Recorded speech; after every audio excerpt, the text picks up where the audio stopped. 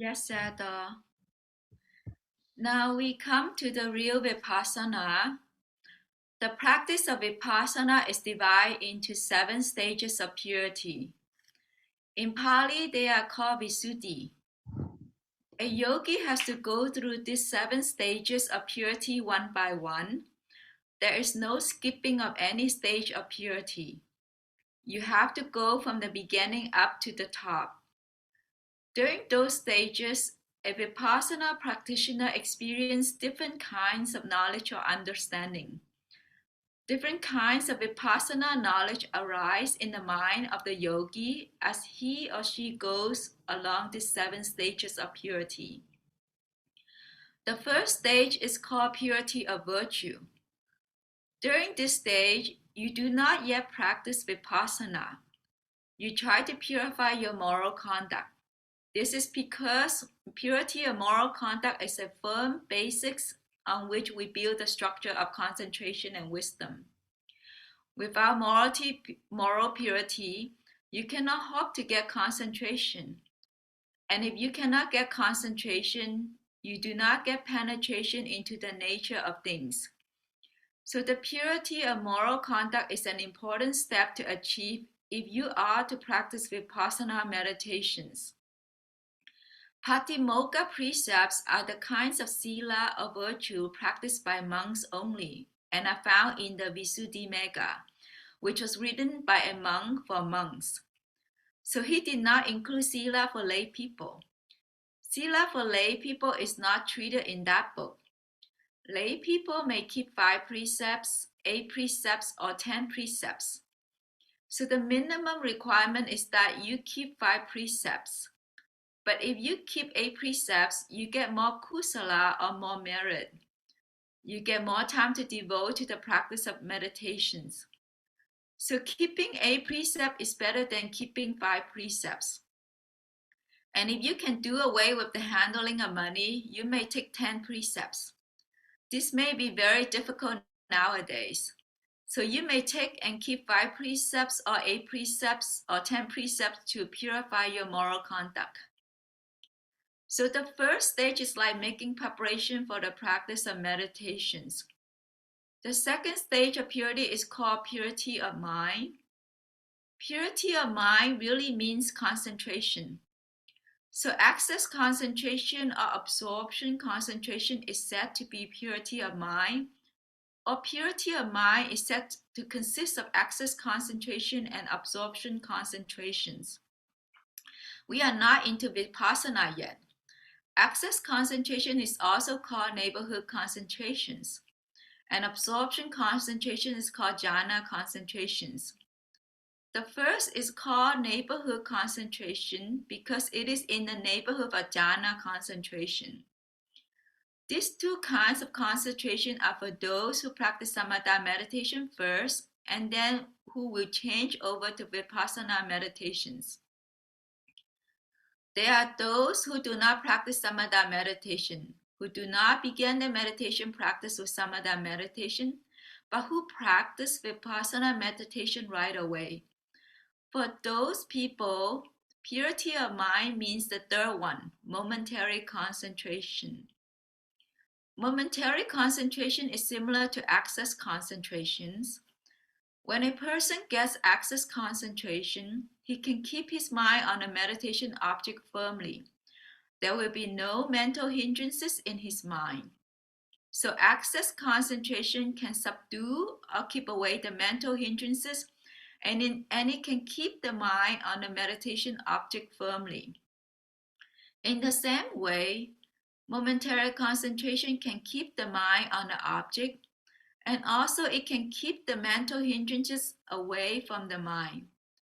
Therefore, momentary concentration is actually a counterpart or is similar to access concentration. The only difference between access concentration and momentary concentration is that for access concentration, there is only one kind of object, but for momentary concentration, there can be many objects. The objects may differ at different moments for momentary concentration, but for access concentration, The object is the same kind all the way through.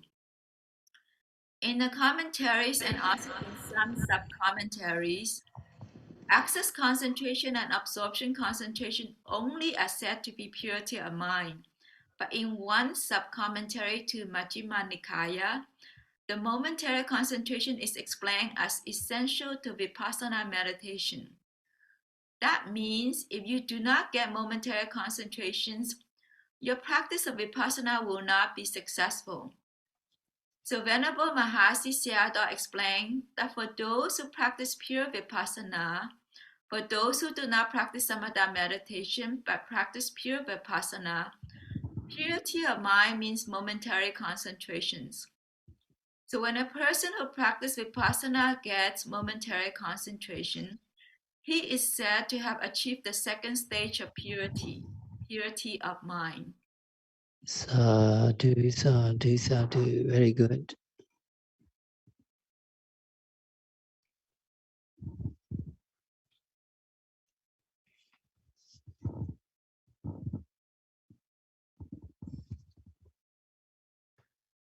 So now we go to the Vipassana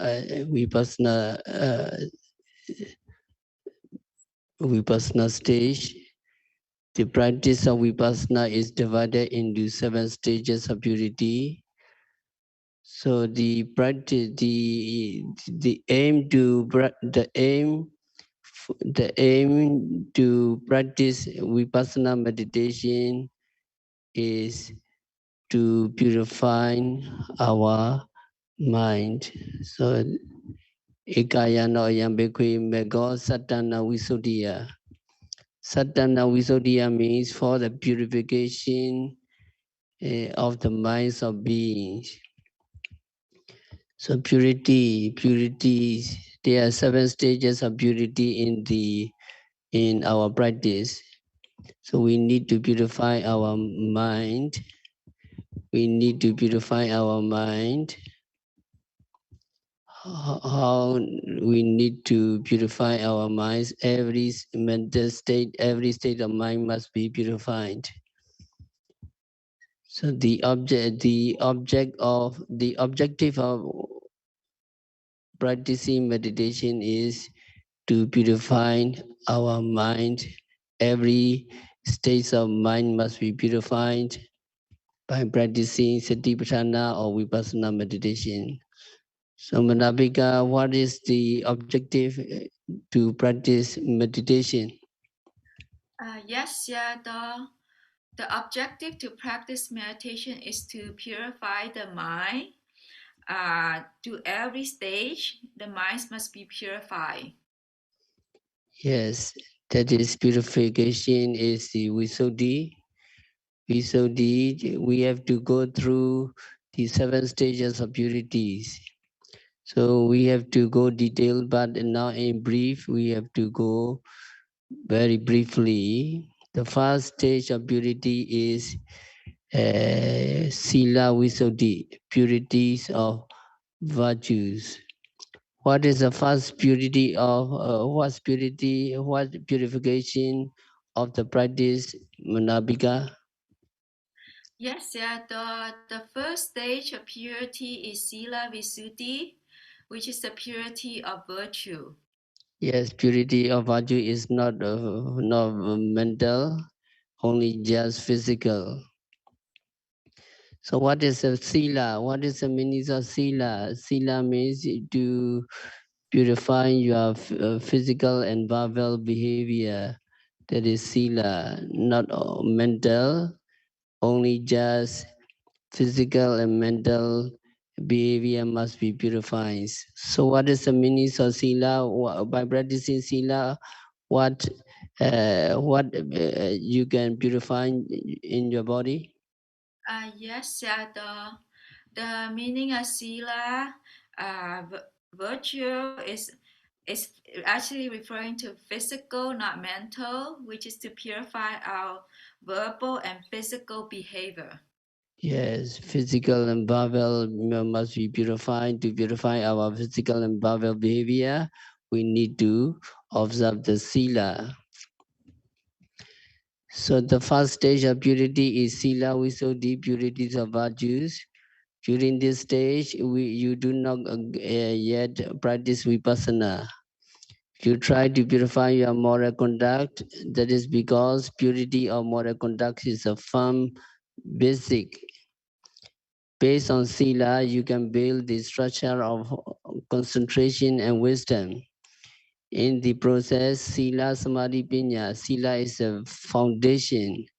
Sila is a foundation. Without sila, without the foundations of moral conduct, you cannot build the structures of concentration and wisdom. So without moral purity, you cannot hope to get concentration. So step by step, some people they just meditate, but we need to understand that before meditation, your sila must be pure. If your sila is not pure, you cannot have any progress in the practice of vipassana. So if you cannot get concentration, you do not get the penetration into the true nature of namarupa. So the purity of virtues or purity of moral conduct is an important step to achieve if you are to practice vipassana meditation.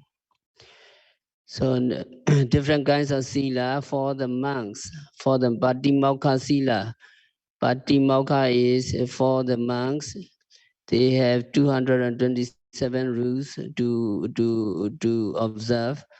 For the Samanera, 10 precepts, another Danta, 10, and other rules, 75 Sikhiya rule, etc. So more than 100 sila have to be practiced for Samanera. Patimokkha means, Patimokkha, if you observe these rules, you can be escaped from going down to the lower states. So what is the names of monks Sila Manabika? Yes, yeah, the name for the sila for the monk is called Patimokkha. It consists of 227 rules for the monks, bhikkhus. And the novice monk, the Samanera, has 10 precepts, but they have 75 rules, training, and others as well. So it's over 100 training rules. These are the training rules, the sila that they follow. Yes, in the system, for the Sila system, minimum 5 precepts and then 8 precepts. Some say that 9 precepts is Metta. Metta, including Metta, it can be considered as 9 precepts. And 10 precepts for Samanera. And for the monks, in brief, 227 to elaborate the Patimokkha Sila. Millions of sila have to be observed for the monks. For example, if the monk want to steal something, and every step with the intention to steal, so every step considered as breaking the rules. Breaking the rules, he is breaking the sila. So for the monks, very detailed rules and regulations are established for the monks to observe. So keeping 5 precepts, 8 precepts, 9 precepts, 10 precepts, keeping more precepts is better than keeping the minimum 5 precepts. So for the nuns, they observe 8 precepts. So can you explain 8 precepts for the nuns to be observed, Manabika? Yes, yeah, for the 8 precepts, the first precept, we abstain from killing, harming any living beings. Second precept, we abstain from taking anything not given to us, like stealing. The third precept, to abstain from all sexual misconduct. that means observe celibacy. The fourth precept to No, abstain no, no, no sexual all sexual activities. all sexual activity. Thank you. Yes. Samuel. To abstain from all sexual activities, that means practice celibacy. The fourth precept to abstain from false speech, we practice true speech. And the fifth precept is to abstain from taking any intoxicants like drugs or alcohol that cause the mind to be heedless. The sixth precept, we abstain from taking meal that beyond noontime. And then the seventh precept, to abstain from any kind of decorations, entertainments, perfume, unguents, garlands that intended to beautify the body. And so a precept is to abstain from luxurious, all the high and luxurious seats and bed, um, that and to live simple life. Yes, very good. For the nuns, they have to observe these the eight precepts. The difference between 5 and 8 precepts are number 3, Kamesumechachara. For the lay people, they have to abstain from sexual misconduct, sexual misconduct. But for the nuns and Samanera, they have to abstain from all sexual activities. So there is difference. Laymen can stay with their legal wife and husband, but for the nuns and Samanera, all the sexual activity has to be avoided. So it is different. And for the Samanera, the Jata Rupa Rajata Parikana Viramani Sakavana Samariyami, that means is for the Samanera, they do not accept the money, they do not handle the money. And also for the monks, of course, they have to avoid to handle the money. So these precepts are, the more sila you observe, the more better. For example, if you do not have any meals afternoon, you have more time to practice meditation. And if you are abstain from singing, dancing, music, show, garlands, perfumes, and all the enjoyment, you are more safe and you have more time to practice um, meditation. So if you practice more sila, so what are the benefits you can gain, Manabika? Yes, yeah. When we practice more silas, some of the benefits we gain, we have more time to practice meditations. So we're less attached to material things in the body. So we can stay more focused in our purification of our mind. Yes. So in the discourse, the person who established in Sila feel very pleased and he feel glad. He is delightfully satisfied. He becomes calm. That means concentration getting strengthened, and his mind becomes concentrated. And when the person have concentration, he can see the true nature of the Namarupa.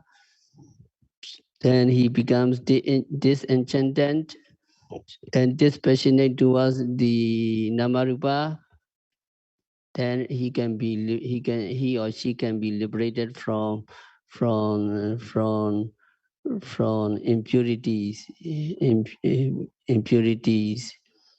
So what are the benefits of establishing sila roughly, Manabika?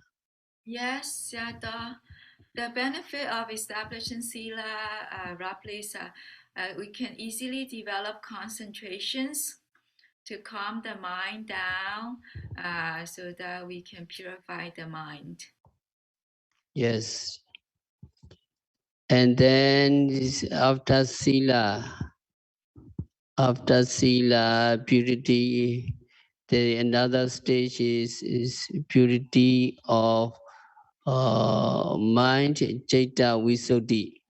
So purity of mind really means concentration.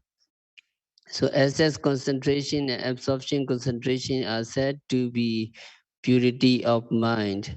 So second purity is purity of mind. So what's the meaning of purity of mind, Manabika? Yes, yeah, the second stage, the purity of mind, is actually referring to concentrations. So access concentration, absorption concentration, momentary concentrations. Yes, if you practice meditation, you are noting rising, falling, sitting, touching, thinking, etc. And every object you note it, and you are noting mind, capture the body consciousness, feeling, etc. And then your mind is going along with the object very concurrently. At that moment, your mind become purified. So, how your mind can be purified by practicing meditation, Manabika? Yes, yeah, by practicing meditation, the mind become purified when it's going along with the arising object concurrently. So when it's sitting, notice sitting or rising, falling, every kind of bodily activity or feeling, consciousness, Dharma object, when the mind is aware of it and go along with it concurrently, then it is said the mind is purified at that moment. Yes, your mind is your noting mind is doing very well, and when the noting mind going very well, and your mind becomes purified because at that moment of noting the rising, falling, sitting, touching, thinking, feeling, etc., there your mind is purifying. There is no anger at all, no desire at all, no depression at all. Your mind, noting mind going very continuously. At that moment, your mind become purified. So if you practice meditation for few minutes, you can get purifications of mind. So you can get from your personal experience.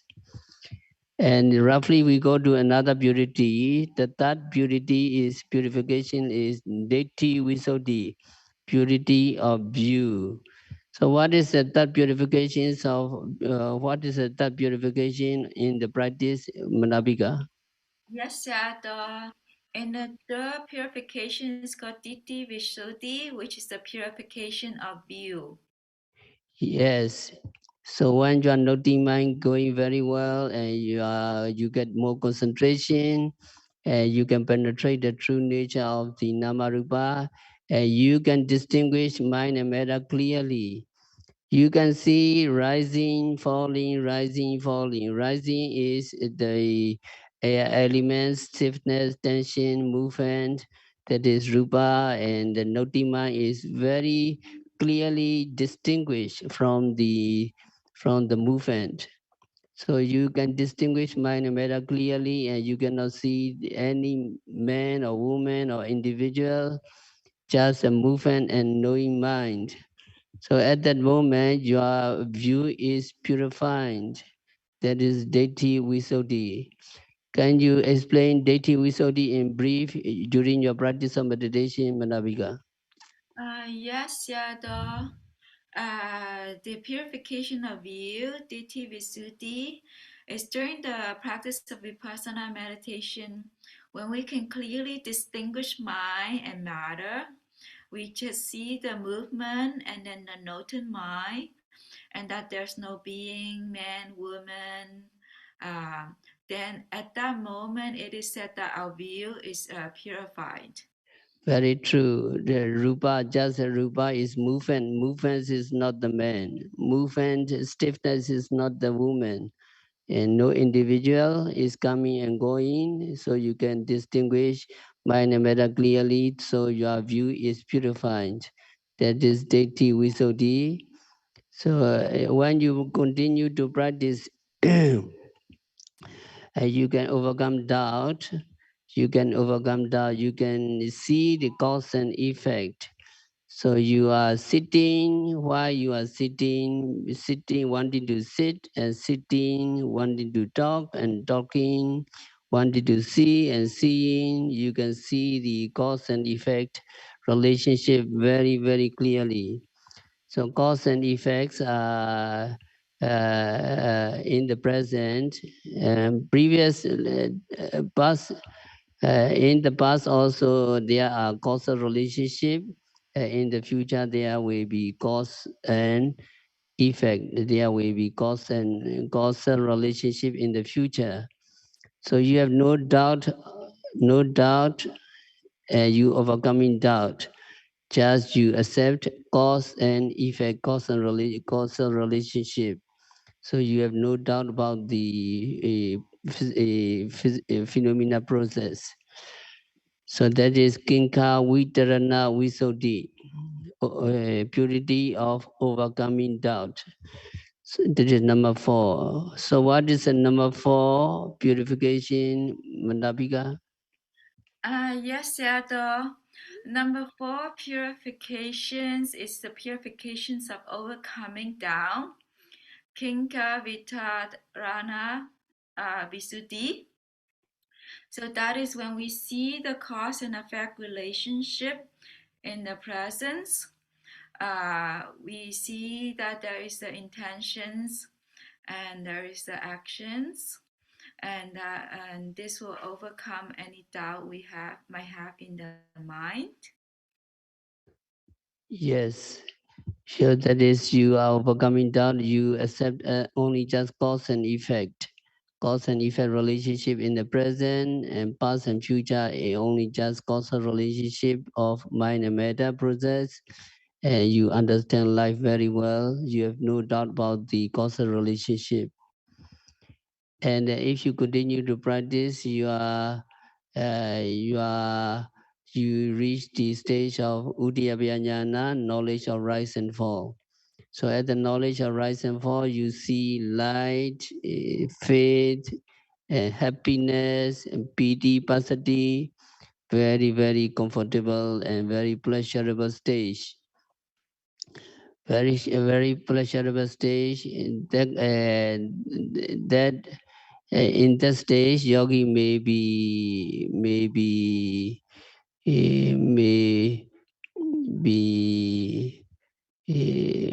missing because he enjoyed that kinds of stage. So that kinds of pleasurable stage, pleasant stage, have to be noted again. Noted again. Uh, if yogis are very pleased at this stage, your practice will be delayed. So from this stage, at this stage, yogi must be noted again. Yogi must continue to note again to overcome and that stage. That is mega jnana dasana visuddhi. Mega jnana dasana visuddhi. Purifications of knowledge and vision. Purifications of path and not path. So that is number faith. Nama faith Visuddhi. Can you follow me? Nama faith Visuddhi. Nama, Number Nama faith Visuddhi number fifth Visuddhi is mega is Mega Mega jnana dasana Visuddhi. Jnana Dasana Visuddhi. That is That is purifications of purification of knowledge and vision knowledge and vision of path of path and not path. and non-path. So if you want to continue the right path, just continue to note. If you enjoy in this pleasurable stage, it is wrong. It is not path. It is not the right path. So if you have a very pleasurable stage, if you forget to note, you will be delayed. You need to continue to practice to overcome that pleasurable stage. So what is the Namafit Wisodi? Can you explain briefly, Manabika? Yes, the number fifth Visuddhi, purifications of knowledge and visions, of path and non-path. So here at this stage, yogi might see like happiness, pity, very comfortable. It's a very pleasurable stage. And if yogi don't know this pleasurable stage, at this stage they might become attached to it, and it will delay in their progress. And not knowing this pleasurable stage is a non-path. Yes. So there is Namafit. Another six is, in briefly, Patipada Jnana Dasana Visodi. That is purifications of the way or purifications of practice. That is, you continue to practice to overcome that kinds of pleasurable stage. Don't enjoy the happy dharma, a happy stage. Just enjoy a little bit and just note again to because it's not nirvana yet. So you try to continue to practice and you see more despairing stage. Despairing stage, you disenchanted because it despairing very, very fast. You try to escape from this process and you continue to practice. That is Patipada Jnana Dasana Visuddhi, purity of the way or purity of practice. Can you follow me? Namasik Visuddhi is Number six Visuddhi is purities of the way purity of the way or purity of practice. or purity of practice. Patipada Satipatha Jnana Dasana Visuddhi. Dana Dasana Visuddhi. That means you are in the Binganyana, knowledge of despairing, Anuloma Jnana, etc. You try to continue to overcome the pleasurable stage. So in the practice, you need to remember, even unpleasant, you just note it to overcome the unpleasant. And also pleasurable stage, you need to note continuously to overcome this stage. Don't forget to note until you reach your goal. And the final purification is jnana dasana visuddhi, no purity of the knowledge and vision, or purity of the path. That means your noting is very, very strengthened. Of awareness is very stronger, and then you can reach the stage of mega. At that moment, noting mind disappear and the object disappear totally. So mega stage you can attain. That is the final Visuddhi, Jnana Dasana Visuddhi. Can you follow me? Number 7 Number seven is is Jnana Dasana Visuddhi, Dana Dasana Visuddhi, purity of purity of knowledge and vision, knowledge and visions, knowledge of the path. knowledge of the path. So that is 7 purities. So in briefly, you need to remember. And then now we go back to our concentration. In the practice of meditation, in the practice of meditation, samatha meditation and vipassana meditation, there are three types of concentration: Khanika Samadhi, Upachara Samadhi, and Apana Samadhi. Khanika Samadhi is momentary concentration, Upachara is essence concentration or neighborhood concentration, and Apana concentration is absorption concentration. So Manabika, can you follow me? Three types of concentration. Three types of concentrations. Khanika Samadhi, Kanika Samadhi, momentary concentration, momentary concentration, Upachara Samadhi, Upachara Samadhi, access concentration, access concentration, or neighborhood concentration. or neighborhood concentrations, Apana Samadhi, Apana Samadhi, absorption concentration. absorption concentrations. So three types of samadhi concentration. Can you explain, Manabika? Yes, yeah, the three type of concentration are Kanakis, Kanika Samadhi, which is momentary concentrations. Second type is Upachara Samadhi, which is access or neighborhood concentration, which is close to absorption but not yet there. And the third type is Apana Samadhi, which is absorption concentration or jhana concentration. Yes. So the two kinds of concentration, access and absorption concentrations, are for the yogis who practice samatha meditation fast, and then who will change over to vipassana meditation. But for the Vipassana Yanika, Vipassana Yogi, they do not practice Samatha meditation. They just practice Samatha meditation, Metta Bhavana and Bodhanusi Bhavana for a short time, and they go straight to Vipassana. So they try to observe every phenomena occurring at the six senses, that is Vipassana. Every phenomena occurring at the six senses, seeing, hearing, smelling, tasting, touching, and knowing. So they practice Vipassana meditation right way. For these Vipassana yogi, purity is of mind means a momentary concentration.